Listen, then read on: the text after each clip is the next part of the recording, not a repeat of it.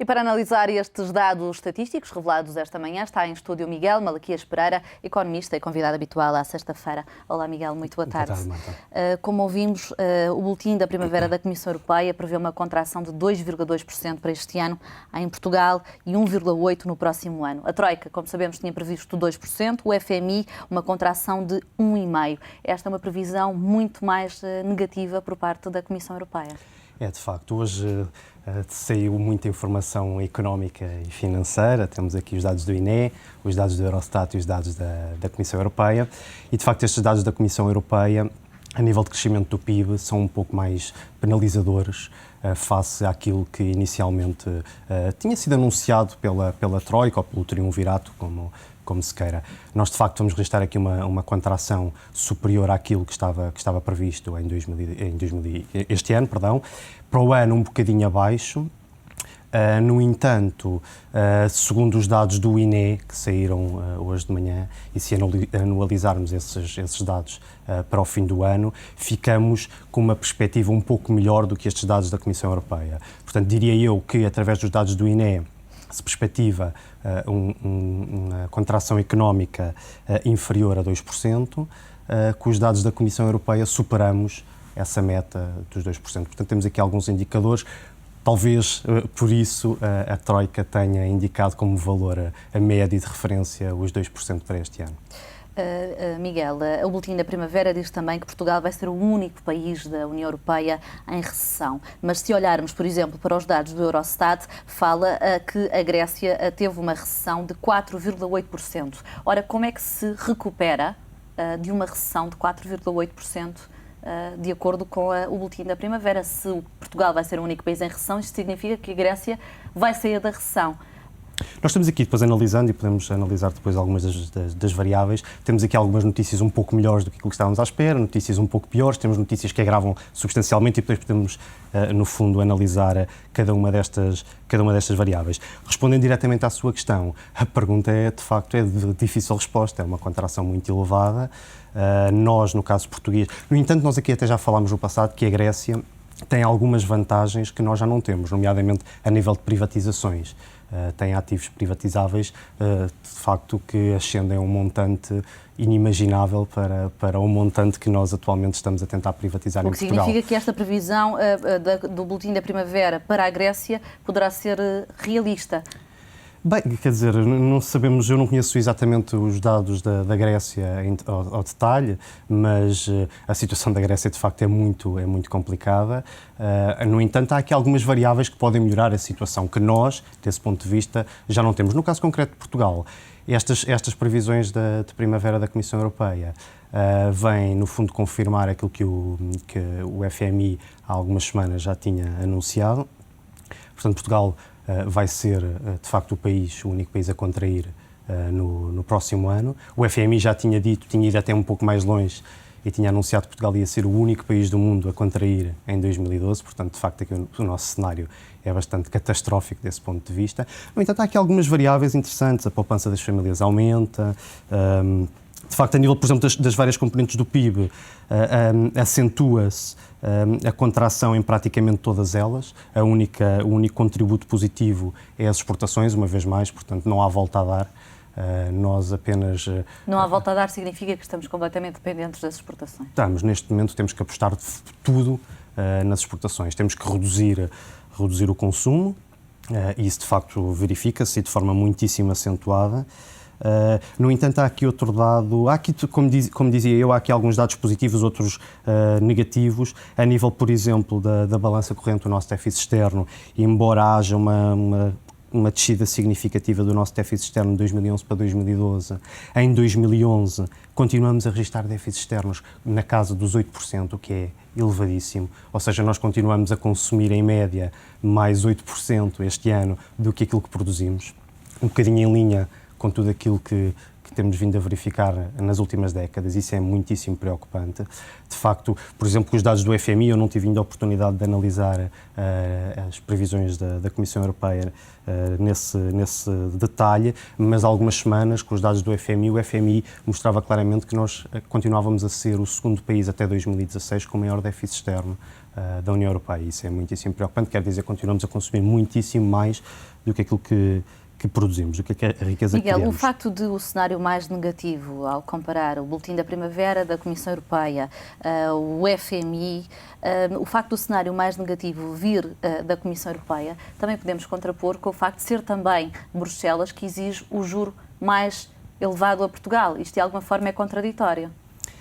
Quer dizer, eu penso que haja aqui alguma prudência também nestas estimativas. Eu espero e desejo que fiquemos um pouco abaixo destes 2,2% de contração em 2011. No que respeita à taxa de juros, efetivamente, os mecanismos europeus, tanto o Fundo como o mecanismo europeu, irão exigir uma taxa substancialmente mais elevada do que a que será exigida pelo FMI.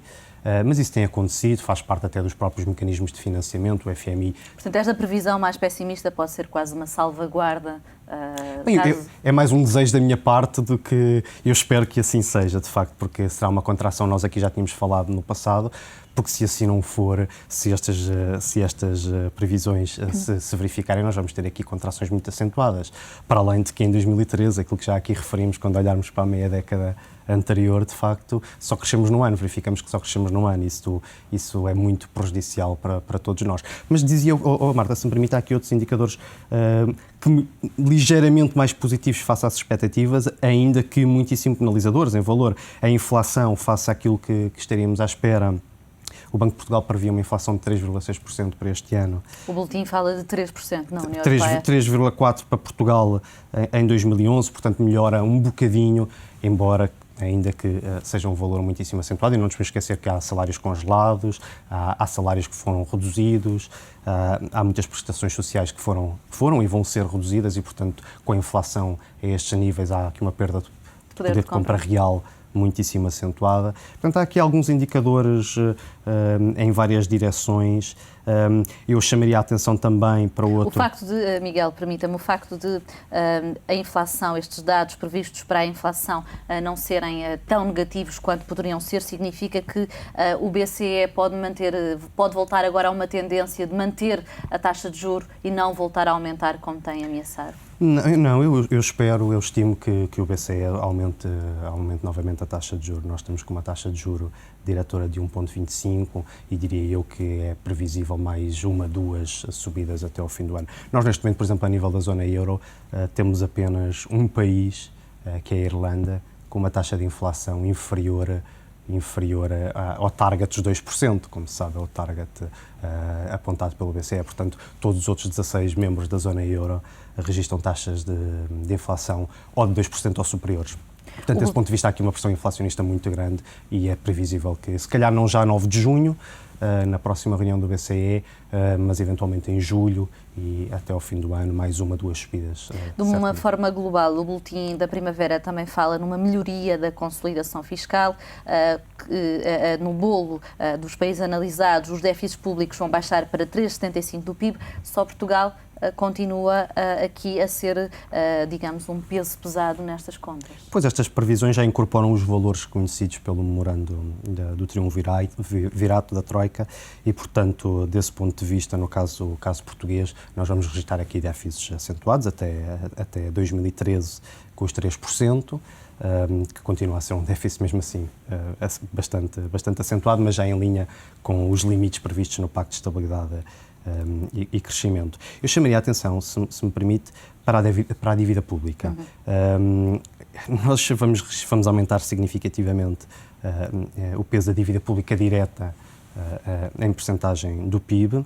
Este ano, a Comissão Europeia estima já que superemos a meta dos 100%, portanto, em termos diretos, e não nos vamos esquecer que na chamada dívida global, dívida direta e indireta, quando incluímos, as empresas públicas não financeiras e as parcerias público-privadas, estamos já a falar de dívida pública entre os 115% e os 120% do PIB, portanto, estamos aqui já a falar de montantes muito acentuados, mas em 2012 a própria Comissão estima que a dívida pública ascenda a 107,4% do PIB. Portanto, estamos de facto aqui com montantes muitíssimo elevados para a nossa capacidade. Essa dívida pública, só de esclarecimento, já inclui as dívidas das empresas do setor empresarial do Estado, aquelas que... Só aquelas que já foram incluídas através dos reportes do INE para para o Eurostat. Não se prevêem para já outras. Quer dizer, há aqui uma Portanto, outra... ainda há algumas que ficam de fora dessa Sim, ainda há previsão. bastantes que ficam de fora e provavelmente para o ano, ou já este ano, poderá haver aqui novas incorporações, porque como se sabe... E se houver essa dívida pública de 107%, vai Bem, ser há maior aqui, ainda. há aqui fluxos de transferência entre a dívida pública direta e a indireta. Portanto, se nós analisamos a dívida pública direta sem as empresas públicas não financeiras, quando passamos algumas dessas empresas para o perímetro do Estado, há aqui uma transferência, mas o bolo global entre dívida pública direta e dívida pública indireta mantém-se naturalmente. Miguel, os dados do Eurostat, também divulgados esta manhã, mostram que a recessão em Portugal começou no final de 2010, ou seja, antes das medidas de austeridade, antes de termos pedido ajuda externa. Se já estávamos em recessão nessa altura e ainda não começámos a aplicar as medidas da Troika, significa que o cenário pode ser ainda pior? Não, eu como lhe disse... Ou já está aqui contemplado? Pois, espero que esteja já aqui contemplado. Eu de facto não tive tempo para analisar. Sim, acabaram de sair os dados, acabaram de sair e, portanto, penso que já estejam aqui refletidos, digamos, estas novas medidas de austeridade. E assim sendo, de facto, estes são os valores que se perspectivam, de acordo com os modelos econométricos da Comissão Europeia e do Eurostat, para o primeiro trimestre e para os próximos anos, no caso das previsões da Comissão Europeia. E esta recessão de 4,8% na Grécia, segundo o Eurostat, é de alguma forma a prova de que as medidas da Troika podem não estar a funcionar? Bem, de facto, na Grécia as medidas da Troika não estão a funcionar na sua plenitude. Penso que por isso... Embora o plano ainda esteja no primeiro Exato. ano de aplicação. E fala-se já de algumas alterações ao plano. Eu penso que desse ponto de vista nós tivemos, embora o plano seja já aqui o debatemos, seja muitíssimo penalizador e doloroso para Portugal, mas desse ponto de vista tivemos aqui algum benefício, porque fomos o terceiro país a ser ajudado, a Grécia não através do fundo, mas através de ajudas bilaterais, depois a Irlanda diretamente através do fundo e dos mecanismos. Fomos o terceiro país a ser ajudado e, como tal, penso que terá havido aqui um maior cuidado na preparação do memorando. E no caso da Irlanda não há dados por parte do Eurostat, não foram divulgados dados, o que não nos permite aqui fazer esta comparação entre os três países que receberam ajuda externa. Claro. Bem, a Irlanda continua com graves problemas resultantes do setor financeiro. No entanto, em princípio, a situação melhorará nos próximos anos, certamente, porque há fatores estruturais que potenciam o crescimento económico na Irlanda. Miguel, já voltamos a falar a propósito da antecipação do Eurogrupo de segunda-feira.